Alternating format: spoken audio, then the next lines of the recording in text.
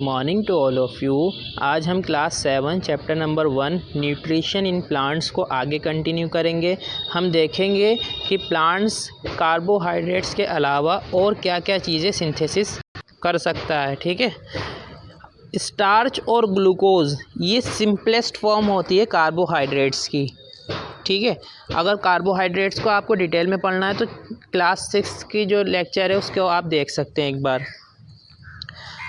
तो स्टार्च और ग्लूकोज क्या है, आपका सिंपलेस्ट फॉर्म है कार्बोहाइड्रेट्स का।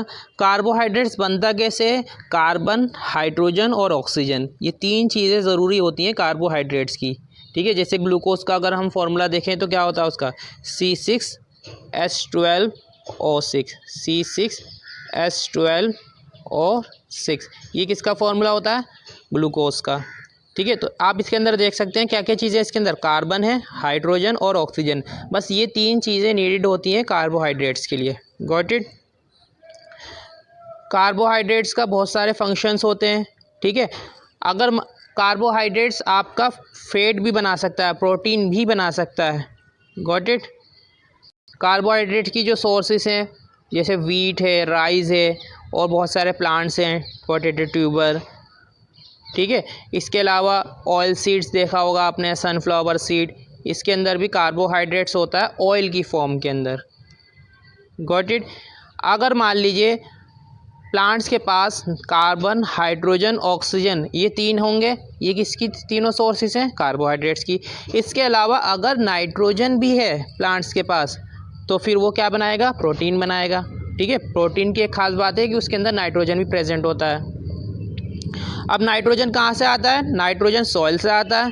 ठीक है, सॉइल के अंदर नाइट्रोजन नाइट्रेट की फॉर्म में आता है। ठीक है, और कुछ बैक्टीरिया होते हैं सॉइल के अंदर जो नाइट्रेट को कन्वर्ट कर देते हैं अमीनो एसिड के अंदर। ठीक है, और फिर वो अमीनो एसिड प्रोटीन बना देता है। तो इसलिए प्लांट्स जो है वो फैट और प्रोटीन अपना फूड यूज़ करता है एज ए फूड। ठीक है, गॉट इट। इसके अलावा बहुत सारे अलग अलग मोड्स ऑफ न्यूट्रिशन होते हैं प्लांट्स के अंदर। ठीक है, कुछ प्लांट्स ऐसे होते हैं जिनके पास क्लोरोफिल नहीं होता है तो अपना खाना नहीं बना पाते। ठीक है, तो वो फूड के लिए अदर प्लांट्स या फिर अदर एनिमल्स के ऊपर डिपेंड होते हैं। यस, प्लांट्स भी ऐसे होते हैं जो फूड नहीं बना पाते। ठीक है, क्योंकि उनके पास क्लोरोफिल नहीं होता है। तो ऐसे प्लांट्स जिनके पास क्लोरोफिल नहीं होता है तो वो दूसरे प्लांट्स जिनके पास क्लोरोफिल है या फिर दूसरे एनिमल्स के ऊपर डिपेंड होते हैं। तो ऐसे प्लांट्स को हम क्या कहते हैं, हेट्रोट्रॉफिक। क्या कहते हैं, एक ऐसे प्लांट्स के बारे में पढ़ेंगे जो फूड को सिंथेसाइज कर सकता है लेकिन उसके पास नाइट्रोजन नहीं होता है। नाइट्रोजन ना होने की वजह से वो प्रोटीन नहीं बना पाता। ठीक है, तो नाइट्रोजन के लिए वो ऐसे इंसेक्ट्स के ऊपर डिपेंड होता है जहाँ से वो नाइट्रोजन को ऑब्जर्व कर सके, एब्जॉर्ब कर सके, वहाँ से कैप्चर कर सके। तो ऐसे प्लांट्स जो इंसेक्ट को अब कैप्चर करते हैं, किस लिए, नाइट्रोजन के लिए। तो ऐसे प्लांट्स को हम इंसेक्टिवोरस प्लांट्स या फिर कार्निवोरस प्लांट्स कहते हैं। इनके पास स्पेशलाइज्ड टाइप की लीव्स होती हैं, उस लीव्स के ऊपर एक लिड होता है। ठीक है, लिड वो ओपन करता है, ओपन करने के बाद वहाँ पर इंसेक्ट ट्रैप हो जाता है।